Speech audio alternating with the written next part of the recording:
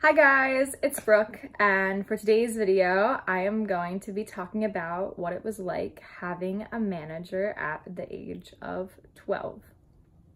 The age of 12. I was so young, getting involved in all this music business stuff. I got to see kind of the ins and outs of the music business at an early age, kind of get my feet in the water with recording in top-notch recording studios. It was kind of a crazy ride for me. It definitely enlightened me about a lot of things. So I just wanted to get into it and I wanted to share my experience with all you guys. So enjoy. Okay, so how it all started was my dad's coworker's father was in a really popular band back in the 60s and 70s called Brenda and the Tabulations. And they were pretty popular. In America and other countries. They had a really popular song called Dry Your Eyes. It did really well, and a couple of their other songs did really well too, and they just did well as a whole. So we were really excited to be working with this guy. So he had been looking for a singer to kind of do a remix on the song Dry Your Eyes. And so I listened to it since my dad sent me it, and he was like, hey, they were wondering if you could record a little bit of you singing this song and send it to him and see if he likes it. So I was like, all right, sure. Like, I'm not doing anything. All I was doing at the time was like little community theaters. I sent it over to him and he ended up loving it. And so we were really, really excited. We were on like the biggest high. And so we drove down to North Carolina, Raleigh, North Carolina, where he was located. So his name is Maurice. And so he had a home recording studio, as well as he knew of a guy who owned a really, really nice studio down in Raleigh, North Carolina. So that's the reason why we drove down there. And so he ended up putting us up in the Best Western, and it's not like the bougiest hotel. It was it was very nice of him for, paying, for our hotel and our stay. But the area that we were placed in wasn't the greatest. And we were having trouble finding like places to eat. So the first night we got down there, we were like super hungry. We'd just been, on the road for a pretty long time and we wanted to get some food. We went into one restaurant and they were like a bar and they were like, at me, like she can't be in here because she's like 12. So we went to this Mexican restaurant drive-thru. It was called El Taco Mart, and like, no offense to anybody who works at or likes El Taco Mart, I just had a bad experience at mine. We drove up to the drive-thru and the person at the drive-thru could not speak any English and was like, no, like he was just saying no, like go inside. And so we were like, okay. So we went inside and we got our food. Now I think I went over to like the little buffet station to get some like, I don't know, like queso. And I saw the guacamole and like me and my mom, there was like flies around the, I don't want to like gross anybody out, but it looked like it had been sitting there for weeks and it was just like terrible. So that was how our first meal down in Raleigh went. It was just kind of gross. Went back to the hotel and then we got a phone call later that night from Maurice and he was like, all right, I'm ready to pick you guys up and you can head over to my house to record some stuff and prepare for recording in the big recording studio. So we went over to his house and I recorded background vocals and I did a lot of like singing, and he wanted to see just like my range and what I could do and if I could do harmonies and this and that. And so he ended up really liking it, like I said, and we left having the greatest time and we got along with him really well in the beginning, and it was a really, really fun experience. And we were just jumping up and down like how exciting this was. And from there we went to the professional recording studio. I professionally recorded Dry Your Eyes and we got that fully mastered and everything. We listened to it in his car. It was like bumping. It was so good and we were like so happy. It sounded so good. And I was just really excited because I really liked the song and it was like nice. It was like a really nice time with, my parents and I, and it was great. From there, he gave us a contract that I really couldn't do anything. It was more my parents. They had to sign everything for me, obviously, since I was like underage. I was, of course, on board with it all. And we had a friend of ours look it over and he was like, yeah, this is just a basic music contract and I'm locked in for 5 years, which I would have been 17 at the time of getting out of it. But I ended up getting out of it at 15. I ended up getting out of it 2 years early. And stay tuned if you want to know why. I think I was promised 2 albums and like 3 singles out for each album. What ended up happening was I got an EP and 3 singles were released. That was all I got out of it, within being in it for 3 years. I was starting to really pressure myself once the ball got rolling. Once everything was like officially like locked in and signed, I started getting a little nervous because of course I'm like young. This is like kind of new to me. I have to get used to this. I have to really start working and grinding, and I was a little nervous, but you know, I still did it. I didn't complain. It was just kind of like, okay, this is big. I felt a lot of pressure because my parents were driving so much down to North Carolina. We were pretty much doing it every 2 months, 3 months. We were going down a lot. And then he was driving up here to record in Philly because we went to a really, really, really nice studio in Philly and we recorded a lot of stuff there. And so I would say 98% of what was recorded were covers. And then that 2% was 2 originals we were working on. One original that I wrote the majority of never ended up getting released. I don't know why, honestly. And then the other one did get released. And I'll play a little bit of that later. Oh my God. So this one time, the night before I had to go in and record, I had like really bad like acne. I'm probably 13 at this time now. I've, you know, just been recording down in North Carolina, back and forth in Philly, all that kind of stuff. So I was like, all right, I'm gonna use some like overnight acne cream, hopefully clear this up by tomorrow and I'll be good to go.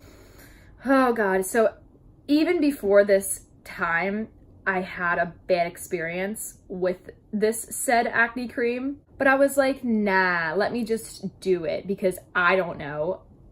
I'm 13. I was not thinking. I put this acne cream on and then I woke up the next morning with my eye being swollen shut by a sty.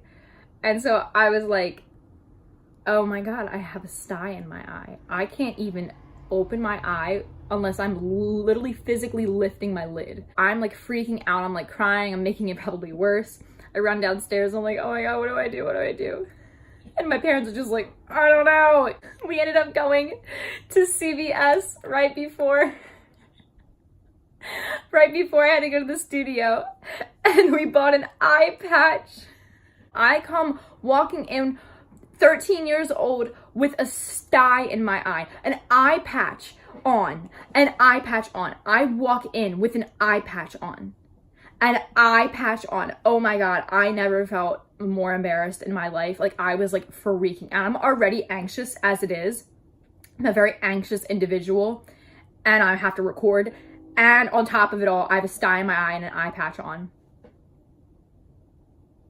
I don't really remember how the rest of that day went. Just traumatic memories, you know, blocking them out.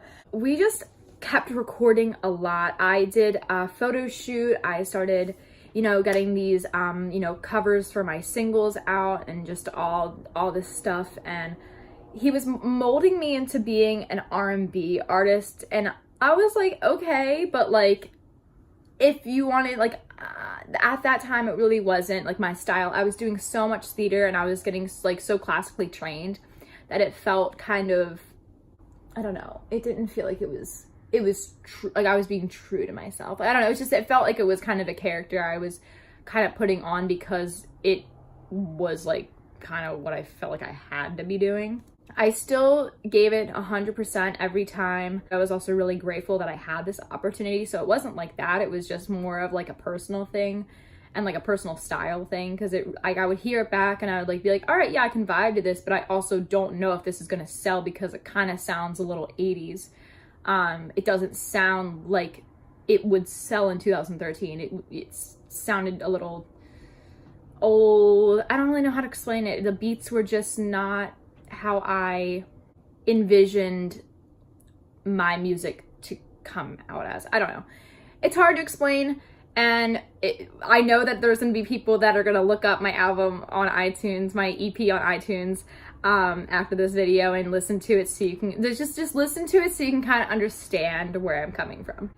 Finally, music starts getting released, and it's the covers that we had been remixing and doing and all that kind of stuff. So they started getting released as singles, and nothing was really happening. I mean, I was posting about it on my Facebook, and like, you know, some of my family bought some, you know, singles, but nothing really was happening. Like, it was just kind of like, yeah, here's a single, and then crickets, kind of.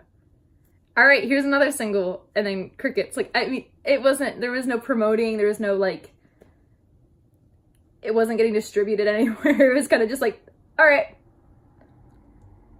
cool, all right, what's another single? Okay, same thing, and oh, another single. All right, yeah. It really wasn't, there wasn't much happening. Here's more of a sad story about what happened at the studio in Philly.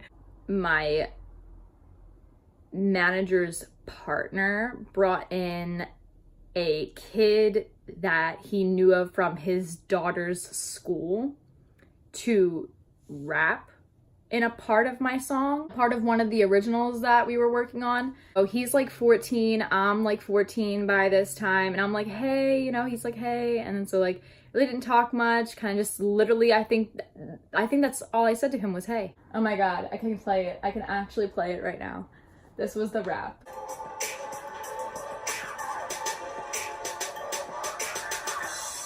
But it's time for me to flow, girl. Got dreams and aspirations, now it's time for me to go, girl. I try once, I try twice, I try 3 times 4, girl. Still trying to think you if I want you in my world, girl. Am I drawn lately? Am I crazy? Maybe, even if I can't understand why my heart's so lazy. I love the way you lady, love the way you call me baby. Don't like the way my baby when you act like Anna maybe. Okay, so that was the rap. That was the rap that he had to do. Poor kid ended up choking in the studio, and he would do like the first line and then choke. And this was his first time in the studio. He's probably insanely nervous. Like, I can't even imagine how nervous this kid was. I felt so bad for this kid. I was like, my heart was breaking on scene for this kid because they just started getting really frustrated with him. And we're so young, like, oh my God, like the amount of pressure. This kid's never done this before. So they like kind of was like, all right, well, he can't do this. So then my manager's coworker, kind of my manager's friend, ended up doing the rap instead of him. And so he just went in the studio, and I don't even know if this guy like rap. I mean, he did it fine, but it was just like, it was so on the spot. Everything, you know, the amount of like money that was being spent at this studio, it was just everything. So we needed to, it was like crunch time. So after all those singles were released, then my EP was released in 2015. But it took so long for everything to like happen, and I don't know why it took so long for everything. And we were like starting to be barely in communication with this man. So we would go like, then it was like we would go periods of time without speaking to him, like months. And finally, this EP was released. I felt weird like promoting it because like from 12 to 15, my voice grew so much. Yeah, I don't know if I want to be promoting something that has my voice when I was 12 on it. Like, I don't sound like that anymore, and I've grown so much from that it's kind of just like, I don't know what to do. Like there was a typo on the EP. It's a song by Mary Wells, and the song is called Your Old Standby. Your Old Standby, okay? He forgot the T in stand. So on iTunes, it literally says Your Old Sandby. And we were like, no, you can't typo on iTunes. Here's where the tea gets hot. I got contacted for The Voice. I'm gonna make a separate video all on my experience with The Voice. I got contacted for the voice by email, and at first I thought it was a scam. I thought I was like, oh, this can't be, like, nobody gets contacted. I thought people, you know, go to the audition and that was it. Like, you don't get contacted for the voice. I was like, oh well, shit, I'm in a contract and you can't, you know, do that if you're in one. So we were like, hey, remember me? I know we haven't spoken in a while, Maurice, but like, I don't know if I can still be signed on to you, because we're not even really doing anything anymore. We're really not even recording anymore. We're not in contact much anymore. And after long talks, there is a lot I can't really get into, but everybody ended up agreeing that I should be let out of the contract. So I was, and that was it. I have not spoken to him since. And that's just a funny part of my life that I will always look back on and laugh at. And I think it was a really good learning lesson for me. It made me a stronger person. It made me deal with things at a young age that most tweens don't deal with. So there's a lot of pros that happen, even though it kind of ended weird. It's all meant to be.